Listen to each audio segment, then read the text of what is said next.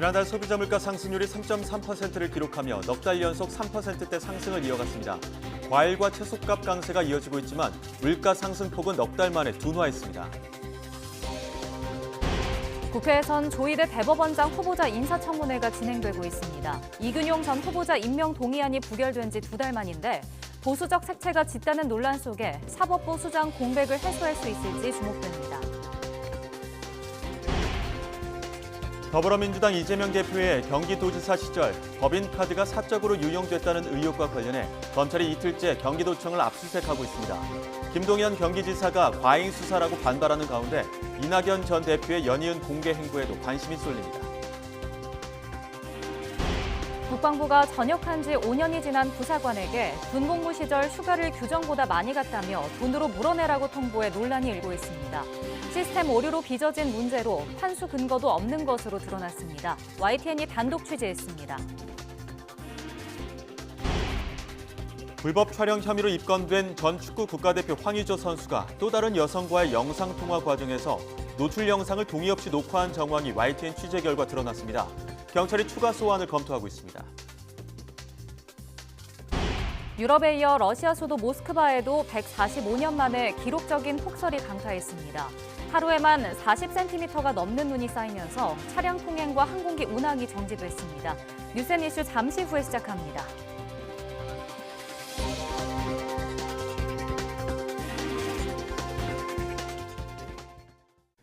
시청자 여러분 안녕하십니까? YTN 뉴스앤이슈 시작합니다. 오늘 국회에선 조희대 대법원장 후보자 인사청문회가 진행되고 있습니다. 이균용 전 후보자 임명 동의안이 부결된 지 2달 만에 사법부 수장 공백이 해소되는 계기가 될지 주목됩니다.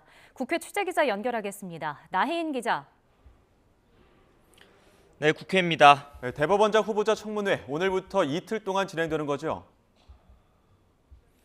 네, 오전 10시부터 첫날 일정이 진행되고 있습니다. 지난 10월 이균용 전 후보자 임명 동의안이 부결되면서 대법원장 자리는 2달째 비어있는 상황인데 이번에도 시작부터 야당의 검증 공세가 날카롭습니다.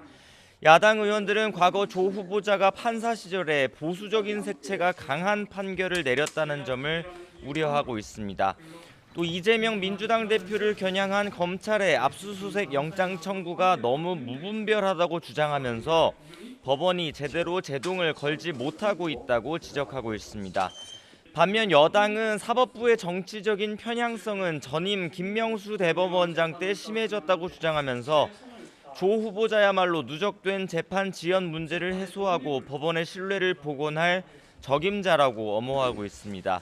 하루속히 대법원장 공백을 메워야 한다며 이번만큼은 야당이 인준에 협조해야 한다고 목소리를 높였습니다. 큰 이견이 없으면 조 후보자 임명 동의안을 오는 8일에 예정된 본회의에서 표결하자는 입장인데 야당은 그날 이른바 쌍특검 상정 가능성을 거론하고 있어서 상황은 조금 더 지켜봐야 할 것으로 보입니다. 이 밖에 오늘 국토교통위원회 전체 회의에선 전세 사기 후속 대책이 논의되고 있습니다. 원희룡 국토교통부 장관이 그동안 조사한 전세 사기 유형과 피해 규모를 국회에 보고하고 지난 5월에 국회 문턱을 넘은 피해자 지원 특별법을 어떻게 보완할지 모색하는 자리입니다. 네, 그리고 여야 당내 상황 어떤지도 전해주시죠. 네, 국민의힘에선 지도부와 혁신위원회의 갈등 국면이 계속되고 있습니다. 혁신위는 어제 당 핵심 위원들의 총선 전 용퇴를 촉구하는 이른바 희생혁신안이 최고위원회 안건으로 올라가지 못하자 애초 예정된 화상회의도 취소한 채 후속 대응을 고심하고 있습니다. 혁신위원들 얘기를 들어보면 내부에서는 오는 목요일에 정기회의를 끝으로 활동을 마무리하는 방안에 무게가 실리는 분위기입니다.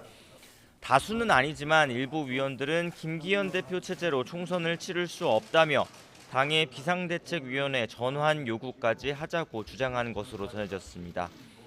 하지만 지도부는 이럴 가능성을 일축하면서 예정된 총선 준비 절차를 계속 밟아 나가겠다는 계획입니다. 당 핵심 관계자는 아침 YTN과 통화에서 혁신위가 일부러 분란을 만들려는 것 같다며 다른 의도가 있는 게 아니냐고 불쾌감을 드러냈습니다. 이어 당 총선 기획단이 활발히 활동하고 있고 이번 주부터 차례로 영입 인재를 발표하며 이르면 이번 달 중순에 공천관리위원회를 띄울 준비를 차분히 하고 있다고 말했습니다.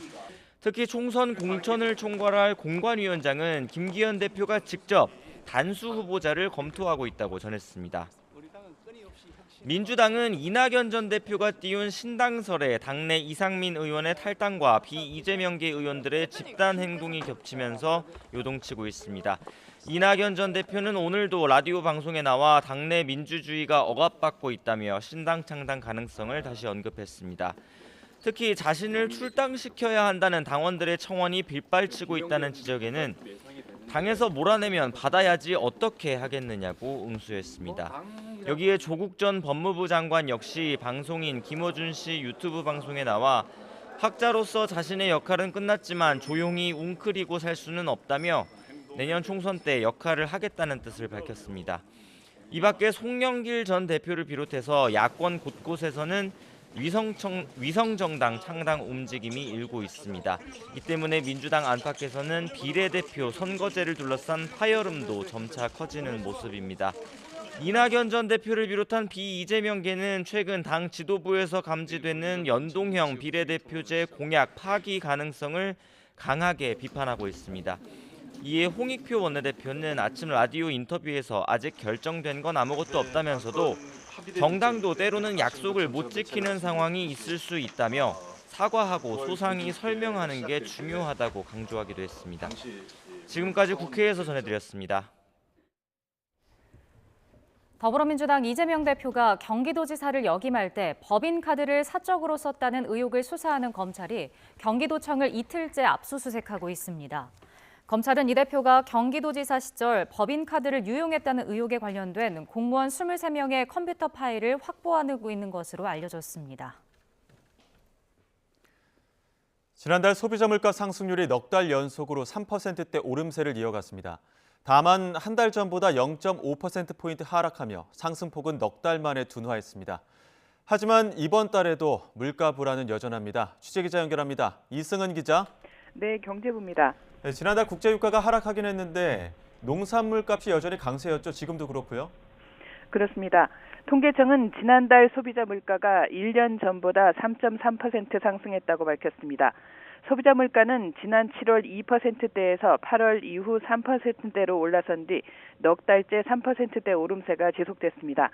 다만 3%대 후반까지 고점을 높였던 상승폭은 넉 달 만에 하락세로 돌아섰고 10월과 비교하면 0.5%포인트 하락했습니다. 석유류 가격이 5.1% 떨어진 게 큰 영향을 미쳤습니다. 지난달 휘발유가 2.4% 올랐지만 경유는 13.1%, 등유는 10.4% 떨어졌습니다. 반면에 농산물은 13.6% 상승했습니다. 지난 2021년 5월 이후 2년 6개월 만에 최고 상승폭입니다. 사과는 55.5%, 토마토 31.6%, 쌀은 10.6%가 올랐습니다. 물가의 기조적 흐름을 보여주는 근원 물가는 3.3%, 자주 구매하는 품목 위주로 구성돼서 체감 물가에 가까운 생활 물가 지수는 4% 상승했습니다. 이번 달에도 과일과 시설 채소 값이 강세입니다. 특히 생산이 감소한 사과값이 높아서 대체 품목인 토마토와 감귤이 강세고 딸기도 기온이 떨어지면서 지난달 출하량이 줄었습니다. 축산물은 현재 수급이 안정적이지만 닭고기와 달걀값은 고병원성 조류 인플루엔자 확산이 변수가 될 것으로 보입니다. 한국은행은 물가 상승률이 둔화 흐름을 보이겠지만 그 속도가 완만할 것으로 내다보고 있습니다. 추경호 경제부총리는 물가관계 장관회의에서 이번 달 초와 중순 종료 예정이던 농축수산물 할인 지원과 수산물 온누리 상품권 환급 행사를 예비비를 활용해서 연말까지 연장하겠다고 밝혔습니다. 지금까지 YTN 이승은입니다. 밖에 나가지 않고도 언제든 쉽게 물건을 살 수 있다는 점에서 온라인 쇼핑 즐기는 분들 많으실 겁니다. 온라인으로 가격 비교를 하면서 오프라인 매장보다 값싼 물건을 고르는 재미도 있죠. 이런 추세를 반영하듯 지난 10월 온라인 쇼핑 거래액이 사상 처음으로 20조 원을 넘겼습니다.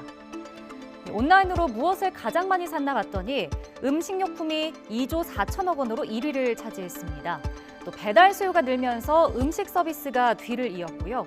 여행과 교통, 또 의복과 관련한 온라인 쇼핑도 2조 원을 훌쩍 넘었습니다. 이는 지난해 같은 기간과 비교해봐도 10% 이상 증가한 수치인데요. 특히 올해는 코로나 이후 여행 수요가 늘면서 지난해보다 28.6%가 늘었고 가격 경쟁력과 구매 편리성을 내세운 음식료품 역시 거래가 늘었습니다.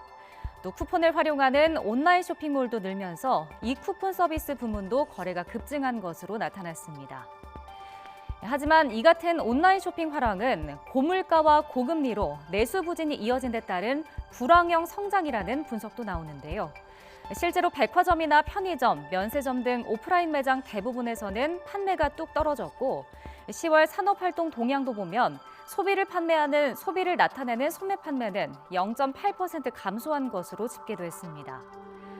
10월엔 공휴일도 많았지만 소비로 이어지지는 않았다는 의미겠죠. 역대 최대 규모의 온라인 쇼핑이 이뤄졌지만 알고 보면 할인 행사나 최저가를 찾아 지갑을 연 셈이라서 고물가, 불경기의 또 다른 이면으로 볼 수도 있을 것 같습니다.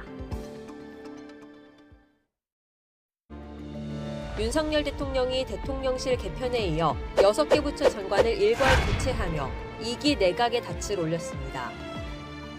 장관님 오전 5승 하셨는데 개항 의뢰서도 자신 있으신가요? 국민을 위해서 필요한 일이라면 어떠한 도전과 희생도 마다하지 않겠다라는 기본 자세를 가지고 있다. 먼저 퇴장하는 6장관의 공통점, 내년 총선 출마가 유력하다는 겁니다. 이 정부의 국정 운영에 대해서 가장 큰 책임감을 느끼고 있는 사람의 하나이고 당을 가장 오래 당의 간판을 달고 가장 많은 선거를 치렀던 사람이기 때문에 책임을 다할 것이고 그 과정에서 어떠한 희생과 어려움이 따르더라도 앞장서고 솔선수범해야 된다.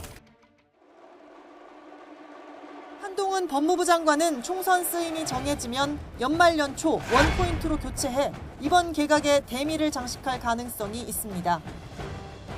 여의도에서 일하는 300명만 쓰는 고유의 어떤 화법이나 문법이 있다면 그건 여의도 문법이라기보다는 여의도 사투리 아닌가요? 저는 먼저 5천만이 쓰는 언어를 쓰겠습니다.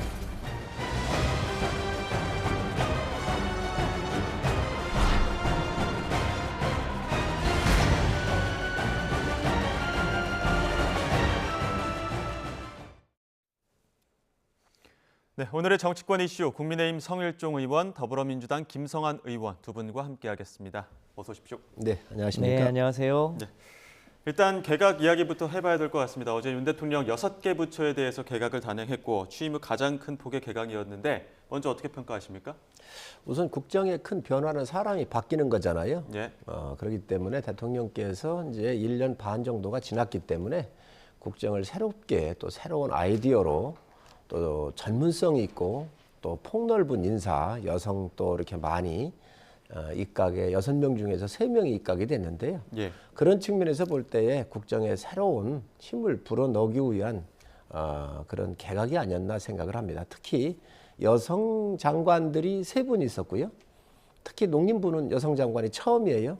그래서 어떤 그런 측면, 여성의 역할적 측면에서도 국정에 많은 여성 장관들이 큰 힘을 발휘하는 그런 시기가 됐다라고 하는 측면에서 저는 의미가 있다고 생각을 합니다. 예, 특히나 여성 인사에 대해서 또 강조를 해주셨는데 김성환 의원께서 어떻게 보셨습니까? 네, 지금 윤석열 정부가 출범한 지 거의 2년 가까이 되고 있지 않습니까? 예. 그런데 우리 국민들이 보기에 경제나 민생이나 외교 안보나 어느 것 하나 제대로 돌아가는 게 없고 총체적으로 실패하고 있다. 무엇보다도 국민의 신뢰를 얻지 못하고 있어서 국민들의 요구는 국정을 쇄신하라는 요구가 있는데 지금 이 개각의 핵심은 국정의 쇄신이 아니라 총선 출마를 하는 장관들을 이 일종의 메꾸기용 이제 일종의 개각 성격이 강하거든요.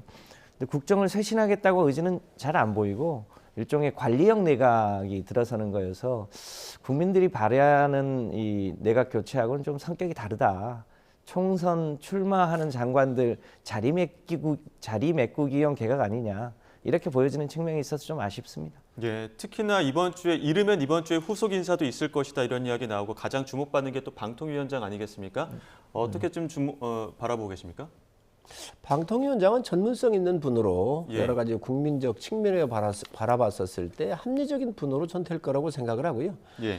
민주당이 방송을 장악하기 위해서 전에 이호상 방통위원장 같은 사람도 임명했었잖아요. 이분은요. 정말 군대 병역 면탈에서부터 탈세, 표절, 부동산 투기, 딸의 이중국적 같은 이런 심각한 분들도 방통위를 임명을 해가지고 민주당이 사실 뭐 민노총에 소속돼 있는 민원연이 다 그런 조직 아닌가요?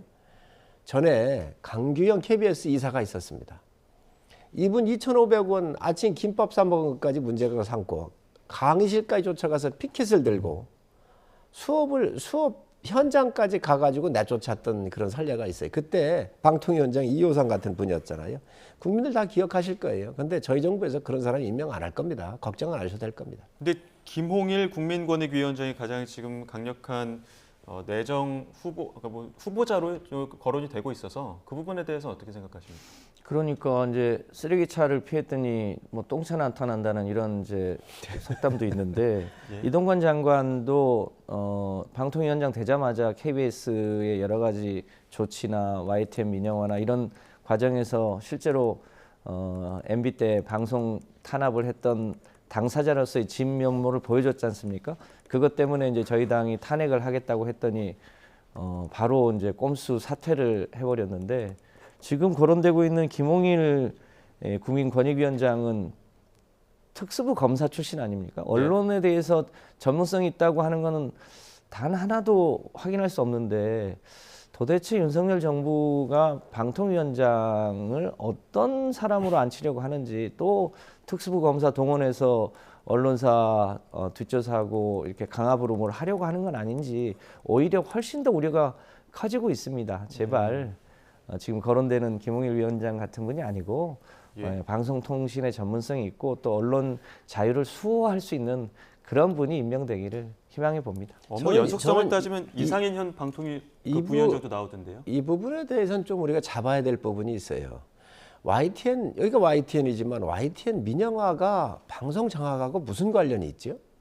정말 민영화되어 있는 기업들 많잖아요. 방송국들 있잖아요. SBS도 있고 많이 있잖아요.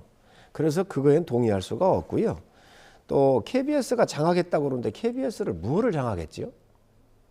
KBS가 지금 정부 여당을 정말 정부 여당 편에서 방송해 주는 게 있나요? 그동안 너무 왼쪽으로 갔던 것을 이 부분을 정상화하는 겁니다. 과거 땡전 뉴스 있었잖아요. 지금 땡전 뉴스 하고 있는 거 아닙니까? KBS가? 지금 땡전 뉴스가 나오는 게 있나요? 저는 의장님 얘기에 전혀 동의할 수가 없습니다. 민주당 시절에 정말 이 방송이야말로 정말 MBC, KBS가 문제가 있었던 것이지요. 그래서 이거는 정상화로 가야 한다는 말씀을 드리고 어느 누가 오든 국민들께서 저희가 윤석열 정부가 지금 이 국회가 다 장악되어 있고 사법부가 다 장악되어 있고 행정부조차도 수백 명이 지금 안 나가고 지금 알받기 때문에 고생을 하고 있는데 방송 장악하려 하더라도 방송이 장악할 수가 없습니다. 이거를 민주당이 더 잘 알고 있잖아요. 그렇기 때문에 예. 방송통신위원장 지금 민주당에 의해서 탄핵을 하려고 했던 거 아닙니까? 그리고 선거 기간 동안에 모든 것을 탄핵을 하면 업무를 할 수가 없잖아요. 이게 방송통신위원장 같은 경우 협의제이기 때문에 그래서 이 거야의 힘으로 다수의 힘으로 방송통신위원장을 탄핵을 시켜가지고 5, 6개월 정도로 아무것도 못하게 하려고 했었던 이 부분인데 그러니까 본인이 이래서는 안 되겠다. 나라는 돌아가야 되겠다 해서 탄핵을 하지 않고 사퇴를 한 거거든요. 제가 짧게 한 말씀만 보태면 예, 말씀하시죠. KBS 박민 사장 본인 취임도 하기 전에 KBS 9시 이 여성 앵커가 이 일종의 퇴임사도 못하고 쫓겨났잖아요. 그리고 여러 방송 앵커들이 실제로 이 본인의 의사와 관계없이 이 보직 해임되고 쫓겨나고 이런 과정들을 우리 국민들이 다 지켜봤는데 그것이 방송 탄압이 아니면 도대체 뭘 방송 탄압이라고 하겠습니까? 어쨌든 요 문제는 여기까지 얘기하시고요. 예, 알겠습니다. 자, 개각 이야기 한번 해보겠습니다. 뭐 총선용 개각이라는 비판들도 지금 야권 중심으로 나오긴 하는데 지금 이번에 나온 인사들 보게 되면 장관들이 보통 대구, 부산, 서초 이쪽으로 좀 출마를 할 것이다라는 이야기들이 많이 나오다 보니까 결국에는 험지보다 양재 출마하는 거 아니냐 이런 이야기 나오거든요. 여기에 대해서는 어떻게 생각하십니까? 장관 정도 했으면요. 예. 책임 있는 역할을 해야지요. 예. 무슨 쉬운 전투에서 소대 중대급에서 이겨가지고 내 전쟁에서 이겼다라고 할 수는 없는 거 아니겠어요?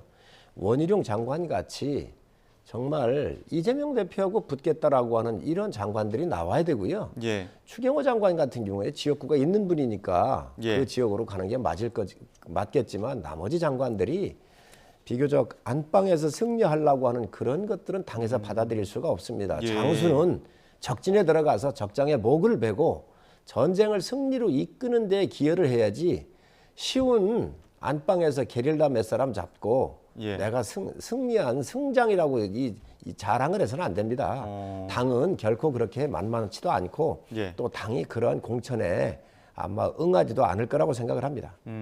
원희룡 장관 정도는 돼야 그런 험지 출마는 돼야 좀 적지에 들어가는 것이다 이런 말씀해 주셨는데 어떻게 들으셨습니까? 원희룡 장관은 사실은 원초적으로 해결해야 될 문제가 있죠.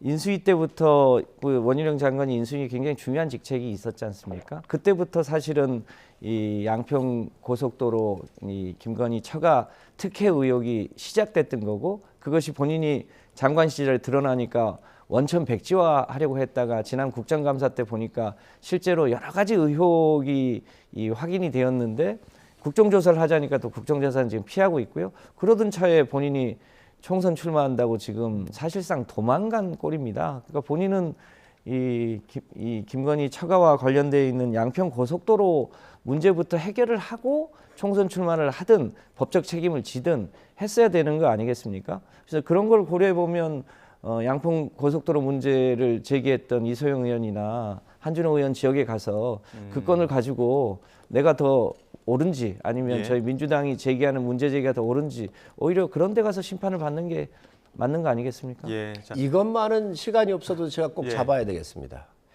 이 양평고속도로 원안은요. 원래 KDI를 비롯해서 국토부가 고속도로 공사하고 거기에 예타가 쫓겼어요. 예타를 언제까지 해야 되는 기간에 쫓겼어요. 그런데 예타를 하다가 보니 한강에 다리를 놓는 게 두 군데예요. 터널을 지나가는데 터널을 연결을 헐어서 해야 돼요. 그러니 공법적으로 여러 가지 문제가 있는 거예요. 그래서 당시에 국토부 관계자, KDI 관계자, 고속도로 관계자들이 이 예타는 이렇게 하지만 개선안으로 가야 되겠다라고 해서 그때부터 이 개선안을 의견 제시한 것이 기록으로 다 남아 있습니다. 이것을 무슨 이 김건희 여사 처가하고 대통령 처가하고 연결하는 게 민주당은 정치를 해야 되니 아마 그렇게 뒤집어 씌울 수 있지만 이것도 도를 넘은 일이라고 생각을 해요. 그건 좀 상을 좀 지켜봐야 될 것 같고 지난번에도 이야기를 해주셨기 때문에 국민의힘 혁신안에 대해서 한번 이야기해 보겠습니다. 지금 당 지도부가 사실상 거절했다는 이야기 나오기도 하고 또 지금 보고가 됐다 아니 보고하지 않았다 그럼 지도부와 혁신위 사이에 지금 엇박자가 나기도 하는데 이와 관련해서 강승규 전 시민사회 수석이 이런 말을 했습니다. 한번 들어보시죠. 결국은 한 길로 가고 그것이 혁신위를 출발한 목적을 달성하는 쪽으로 가지 않겠나. 대통령께서도 그걸 바라실 겁니다. 대통령의 뜻도 거기 있을 거다. 김기현 대표 체제가 지금 버티냐라고 제가 결론 내릴 수는 없다고 보고요. 혁신위원장이 혁신을 주장하는 톤이 국민들의 목소리에 더 가까이 있다고 보는 것이 저는 지금 저희들이 상식적이지 않나 이렇게 봅니다. 대통령의 마음도 대통령께서도 대통령께서는 국민의 마음에서 혁신이 이루어지고 또 당이 변화를 겪어야 선거를 이길 수 있다고 생각한다면 대통령도 그런 바람을 가지고 있겠지요. 저는 그렇게 보는데요. 저희가 지도부와 혁신위의 갈등 속에서 항상 이야기 나오는 게 윤심이 어디에 있을 것이냐 이런 이야기 했었는데 얼마 전까지 대통령실에 있었던 강승규 수석은 그래도 윤심은 혁신 쪽에 있을 것이다 이런 이야기를 했단 말이죠. 어떻게 들으셨습니까? 지금 이제 김기현 지도부하고 혁신위하고 엇박자가 나는 게 여러 차례 있지 않습니까?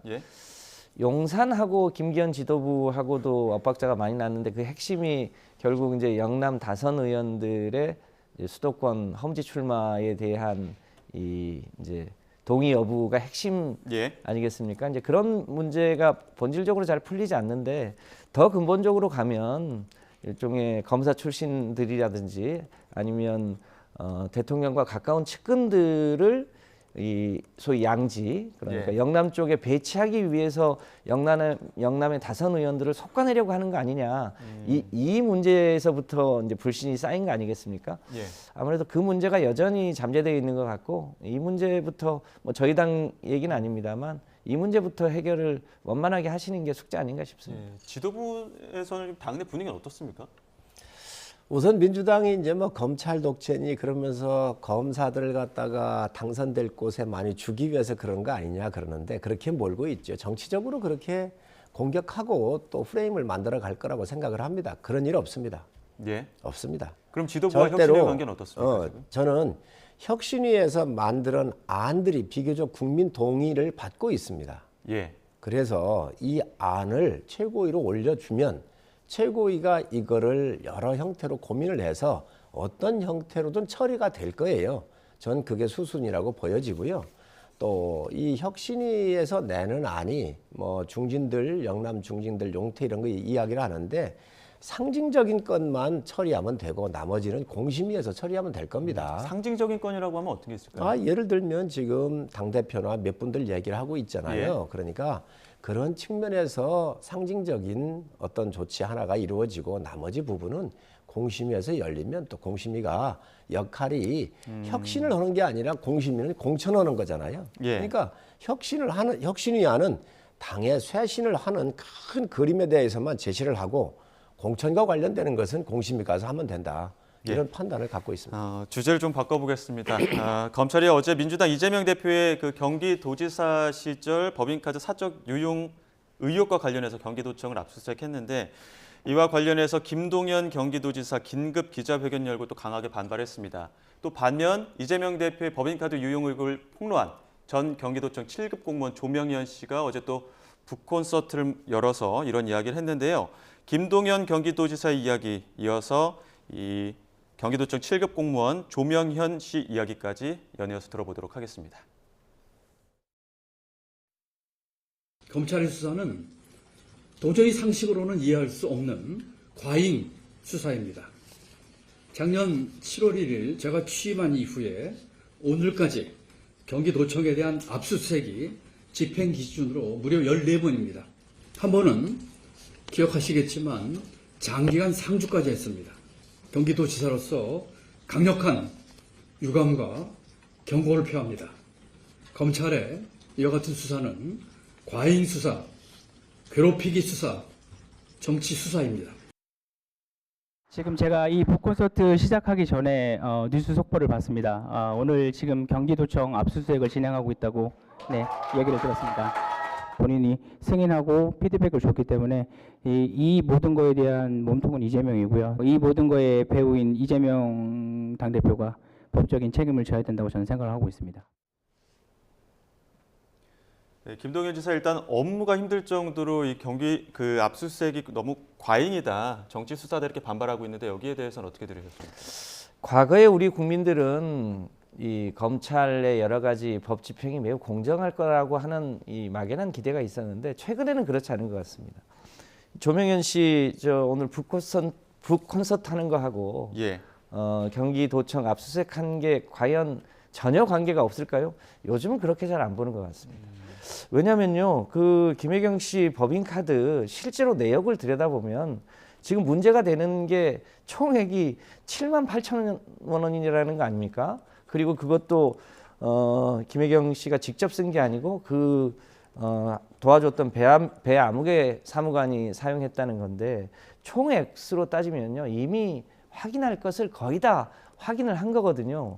근데 지금 추가로 압수수색 하려고 했던 내용 중에 하나를 보면 샌드위치를 샀는데 1,000원 채소가 좀 더 들어가서 1,000원 더 비싼 샌드위치를 샀다는 걸 가지고 이 경기도청, 그러니까 대한민국에서 가장 큰 도청을 그렇게 압수수색하는 게 맞느냐 이런 데에 대한 근본적인 회의가 있는 거죠. 예. 그러니까 정작 김건희 이 여사 주가 조작 수십억 원 주가 조작은 단 한 번도 건드리지 않고 이 대통령 당사자 검찰총장 시절에 특수활동비나 업무 추진비 그 수십억씩 쓰는 거는 제대로 건드리지 않고 이 7만 8천 원 업무 추진비 사용 내역 가지고 이렇게 온 세상을 들쑤시는 게 검찰의 이 불공정성을 확인하는 또 대표적인 사례여서 저희 네. 당 입장에서 매우 씁쓸하고 공정하지 않다 그렇게 생각합니다. 네, 어떤 의견이십니까? 민주당에서 뭐 얘기만 하면 주가 조작 사건 가지고 뭐 얘기를 하고 그러잖아요. 김건희 여사 주가 조작 사건 문정부에서 탈탈 털었던 겁니다. 문제가 있었으면 대권 후보 나오는 윤석열 후보를 제거하기 위해서라도 문제가 있었으면 이때 했겠죠. 김동연 지사 같은 경우는요, 부총리 할 때에 소득주도 성장이 잘못됐다라고 비판하셨던 훌륭한 분이에요. 이분이 이제 경기도지사로 가서 정치인으로 변신하다가 보니 이제 균형감을 잃은 것 같아요. 지금 이 법인카드에 공적 세금으로 쓰여져야 되는 이 법인카드가 사적 용도로 지금 쿠오레 샴푸 같은 탈모 이런 거 사기 위해서 이 7급 비서관이 청담동에 와서 사가고 초밥 먹고 했던 거 아닙니까? 이런 수사가 이루어지면 협조를 해야죠. 공직에 평생 있었던 분이 이걸 비난하고 나서는 게 말이 됩니까? 떳떳하면 그래 압수수색 협조해줘라 하고 다 내주면 될 거 아닙니까? 뭐가 두렵습니까? 지금 이재명 지사는요, 우리 대한민국 역사에 있어서 이러한 후보가 없었고 이런 당대표가 없었습니다. 14번 뭐 압수수색을 했다고 얘기를 하는데 컴퓨터도 모두 새 것으로 바꿨는데 굳이 이렇게 무리하게 여러 번이나 와야 되는 것이냐 이런 이제 김동연 지사는 반발을 하고 있는 거거든요. 그러니 그런 컴퓨터 기록이 어디에 있는지 필요하겠죠. 다 은닉을 했으니까. 이게 지금 이런 사건들이 다 민주당 내부에서 일어나는 것이고요. 이재명 대표의 비서에 의해서 문제 제기된 것들이 저희 당에서 제기한 게 아니에요. 이미 그렇기 때문에 여러 차례 압수수색 하셨잖아요. 여러 차례 했기 때문에 전에 정부가 다 은닉하고 또 인멸할 수 있는 시간을 다 주었었잖아요. 그렇기 때문에 더 심각한 문제인데 이거에 대해서 자신 있으면 더 제출하고 협조를 해야지. 이걸 왜 비난을 합니까? 예. 저는 자. 정치인으로 변신한 이 경기도지사가 상당히 지금 판단에 문제가 있다고 생각을 합니다. 자, 이 부분은 또 뭐 계속 지금 수사가 이루어지고 있으니까 또 봐야 될 것 같고요. 각 당 상황도 한번 좀 짚어보겠습니다. 최근에 그 이낙연 전 대표 연일 방송 인터뷰에 나와서 지금 현재 리더십, 그 강성 지지층에 대해서 날선 비판 이어가고 있는데 당에서 지금 출당 그 청원이 나오다 보니까 당에서 요구하면 뭐 받아들여야지 어떡하겠느냐 이런 아침 인터뷰도 있더라고요. 이낙연 전 대표의 신당설에 대해서는 어떻게 보십니까? 이낙연 대표는 저희 당의 대권 후보이기도 하고 그 전에 국무총리까지 역임하신 분 아니겠습니까? 예. 당에 대한 뭐 애정이 이제 다른 표현인 것 같은데 앞으로도 저희가 이제 굉장히 중요한 총선을 앞두고 있고 이번 총선의 핵심은 결국 윤석열 소위 이 정부가 오만하고 독선 부리고 또 모든 면에서 대한민국이 선진국의 위상을 추락시킨 것에 대한 국민의 뜻이 어디 있는지 소위 윤석열 정부 심판을 할 것인지 말 것인지에 초점이 모여 있는 건데 그것과 관련해서 당의 이 원로로서 현명한 처신을 할 거다 이렇게 판단합니다. 예, 성일종 의원님은 이준석 전 대표의 신당 어제 총선 출마 희망자 온라인으로 모집했는데 그 움직임에 대해서는 어떻게 판단하고 계십니까? 저는 뭐 이준석 대표가 지금 여러 가지 형태로 정치 행보를 하고 있는데 그 당의 당대표란 분이에요. 예. 그런데 이게 신당이 쉽겠어요? 그런데 지금 이제 저는 젊은 지도자는 두 가지를 갖춰야 한다고 생각을 해요. 하나는 도덕적 측면하고 또 하나 문제는 실력의 문제인데 예. 지금 여러 가지 형태로 봤었을 때에 우리 당에서의 생존을 하기 위해선 또 본인이 큰 길을 가기 위해선 당에 있어야 합니다. 그런 얘기 계속 나오긴 했는데 이준석 전 대표의 발언이 나오도 주변의 그 이야기들을 들었을 때는 이미 마음이 떠나도 돌아올 수 없는 강을 건넜다 이런 이야기 나오거든요. 본인 스스로가 그렇게 뭐 너무 나갔지요. 예. 그렇기 때문에 정치인은 때로는 손해보는 것도 정치적 자산이잖아요. 지금 이준석 대표가 손해본 정치적 자산을 가지고 있습니다. 예. 그걸 잘 활용을 해야지 이제 그 자산이 스스로 이것들이 다 무너져 버린 거거든요. 저는 신당을 해도 결코 쉽지가 않을 거고 이 전체적인 그 지지라고 하는 것은 일부분만 받아서는 안 되잖아요. 중도층을 포함한 전체적인 지지가 있어야 큰 지도자가 되기 때문에 저는 이준석 대표가 이런 신당 같은 어려운 길 가지 말고 지금이라도 당에 들어와서 떳떳하게 공천 신청하고 또 공천 신청하면 당이 그걸 안 줄 수가 없잖아요. 그럼 나가가지고 국회의원이 돼서 더 큰 길을 가는 게 맞지 신당이 과연 성공할 수 있겠습니까? 아직도 가능성이 있다. 그 국민의힘과 함께할 수 있는 가능성은 여전히 열려 있다. 그러면요. 저희 당은 다 열려 있습니다. 그 누구든. 민주당은 어떻습니까? 송영길 전 대표 지금 최근 반윤 연대를 통해서 어떤 퇴진당 만들다고 하다 보니까 이런 부분에서도 민주당은 좀 부담스러운 시선도 있을 것 같긴 한데요. 네, 제가 매주 일요일 날 우리 주민들이 가장 많이 산책하는 곳에서 현장 민원실 운영을 하는데요. 이 현장 민원실 운영을 하다 보면 실제로 민심을 좀 느낄 수 있거든요. 근데 민심의 핵심은 윤석열 소위 검찰 출신 대통령을 뽑아놨더니 해도 너무한다. 그리고 그 부인인 김건희 여사 대통령이 윤석열인지 김건희 씨인지 구별이 잘 안 된다 할 정도로 지금 이 국정 운영에 대한 불신이 굉장히 크거든요. 그러면서 물어봅니다. 윤석열 대통령 탄핵하고 싶은데 어떻게 하면 좋냐 이런 얘기를 실제로 물어보는 국민들이 참 많습니다.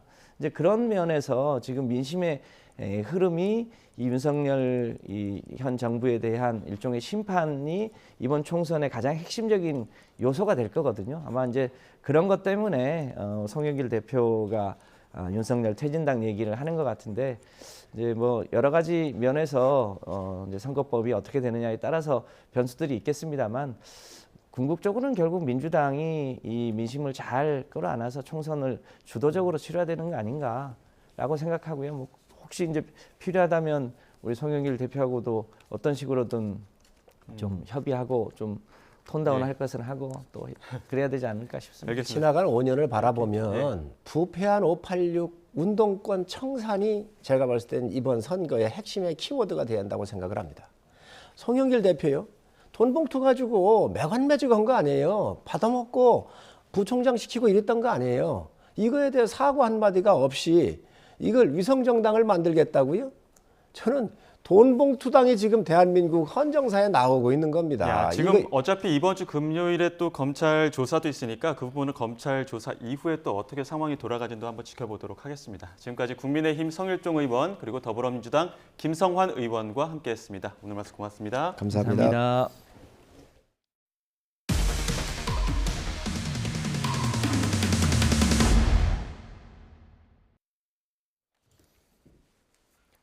국방부가 5년 전 전역한 부사관에게 전화를 걸어 군 복무 시절 휴가를 규정보다 많이 갔다며 돈으로 물어내라고 통보했습니다. 그런데 알고 보니 시스템 오류 문제가 원인이었고 법적으로 환수할 근거도 없었던 것으로 드러나 논란이 예상됩니다. 윤홍성 기자가 단독 보도합니다. 지난 2018년 전역한 예비역 중사 A씨는 근무했던 부대로부터 최근 황당한 연락을 받았습니다. 과거 군복무 시절 연차 일주일을 주어진 규정보다 더 썼다며 수십만 원을 물어내라는 내용이었습니다. 지금까지 아무런 연락도 없다가 이미 5년 하고도 3개월이 더 지난 상황인데 정확한 설명을 해주는 것도 아니고 더 황당한 건 어떤 근거로 비용을 물어야 하는지 어느 곳 하나 제대로 된 설명을 해주지 않았다는 점입니다.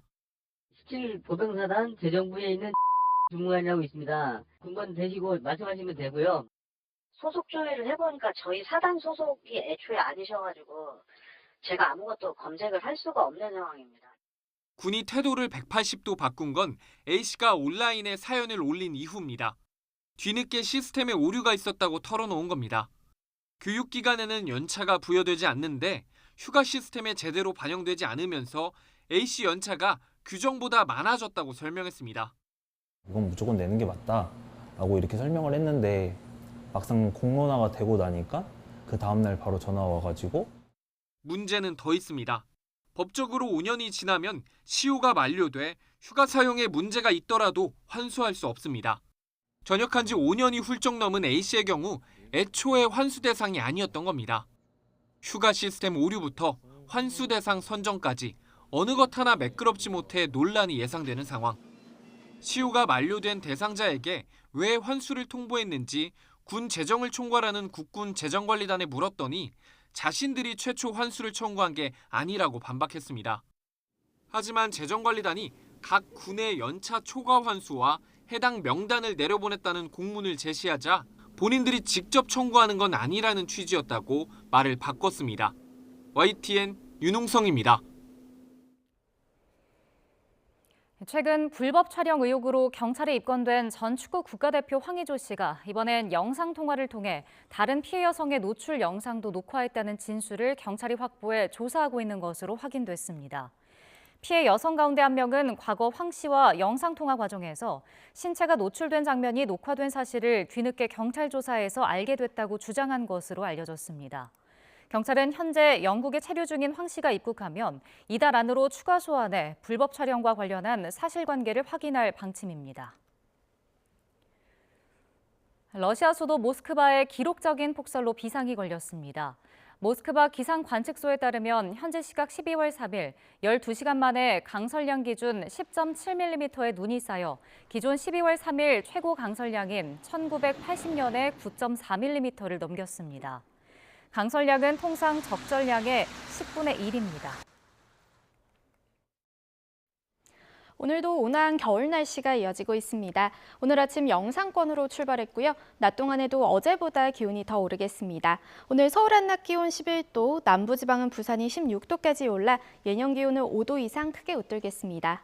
다만 추위 대신 미세먼지에 대한 주의가 필요합니다. 대기가 정체되면서 밤부터 서울 등 중서부 지방은 초미세먼지 농도 나쁨 수준을 보이겠고요. 내일은 중국발 스모그까지 유입되면서 대부분 지역의 공기가 탁해지겠습니다.